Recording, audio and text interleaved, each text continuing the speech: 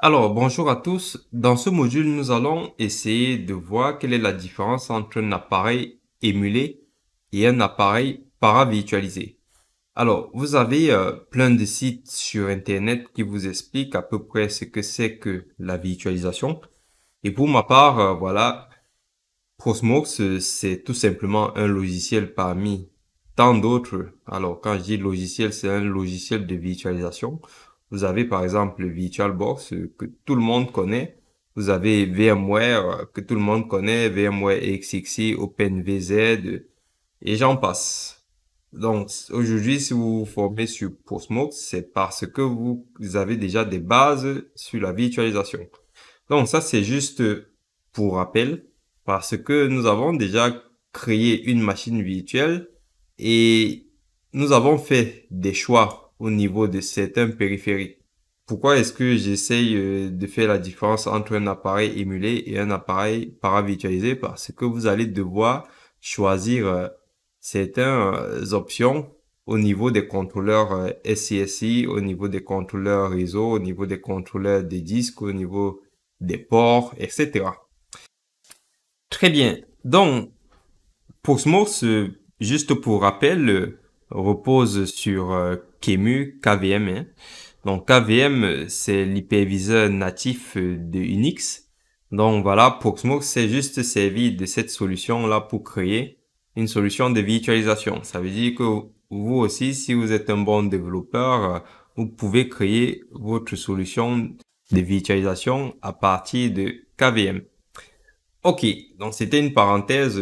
Et du coup, une machine qui est émulée par QEMU, c'est tout simplement une machine dont la représentation des, on va dire, des périphériques ou des contrôleurs, que ce soit des contrôleurs SCSI, des contrôleurs SATA, IDE, des ports série, des ports USB, tout ce que vous voyez là ici, vont être représentés sous forme logicielle. Donc, c'est cette représentation qu'on voit là.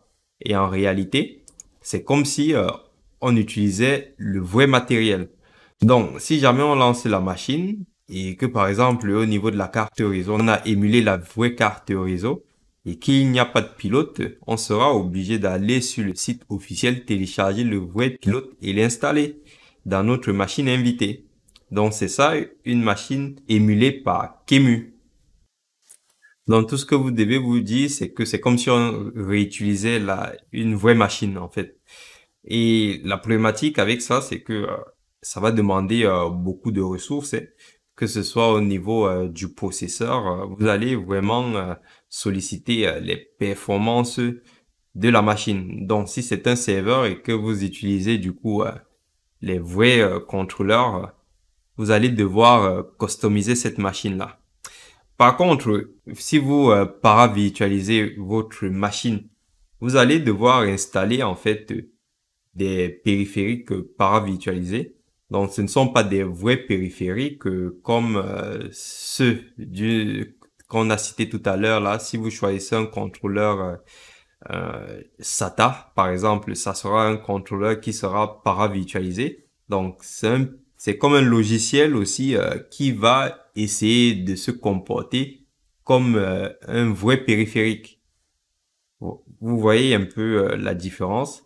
Et l'avantage de ces logiciels-là, donc de ces logiciels, c'est que lorsqu'on va les installer sur les machines invitées, au niveau des performances, on sera au top en fait. C'est la raison pour laquelle on a créé des périphériques paravirtualisés, c'est pour gagner en performance.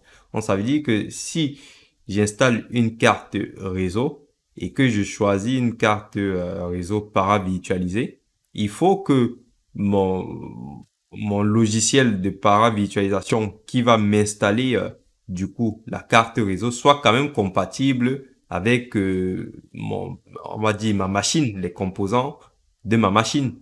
Donc par exemple, voici un exemple simple. Quand vous allez voir tout le temps Vit IEO, donc I c'est pour input, O c'est pour output. Moi je dis Victio. Donc voilà, chaque fois que vous allez voir Victio, ça veut dire que le périphérique est paravirtualisé, comme vous voyez entre parenthèses là. C'est pour cette raison que voilà, moi j'ai choisi cela. pour gagner en performance. C'est ça la différence entre un périphérique paravirtualisé et un vrai périphérique, donc qui est émulé, on va dire comme ça. Donc voilà, j'espère que vous avez compris cette différence-là. Donc, vous avez maintenant le choix entre choisir du coup vos périphériques. Si vous voulez faire de la paravirtualisation, vous pouvez. Si vous voulez choisir des vrais contrôleurs, vous pouvez. Il suffit par exemple de venir dans éditer. Alors, c'est pas le bon. Par exemple ici, éditer. Là, j'ai choisi un contrôleur paravirtualisé. Ici, vous voyez Intel E1000. Celui-là, il n'est pas paravirtualisé. C'est un vrai contrôleur. Donc, vous pouvez le choisir, celui-là. Est-ce que vous avez vu la différence? Vous pouvez prendre Realtek ici. Par contre, si vous installez Realtek et qu'il n'est pas compatible avec la carte réseau, ou alors que le pilote est manquant, vous allez devoir installer le pilote. Alors que si je choisis Virtuo, il va m'installer du coup un logiciel qui va émuler une carte réseau. Et si c'est compatible avec ma machine, voilà, ça va s'installer. Donc, merci d'avoir suivi ce petit module et je vous dis à tout de suite.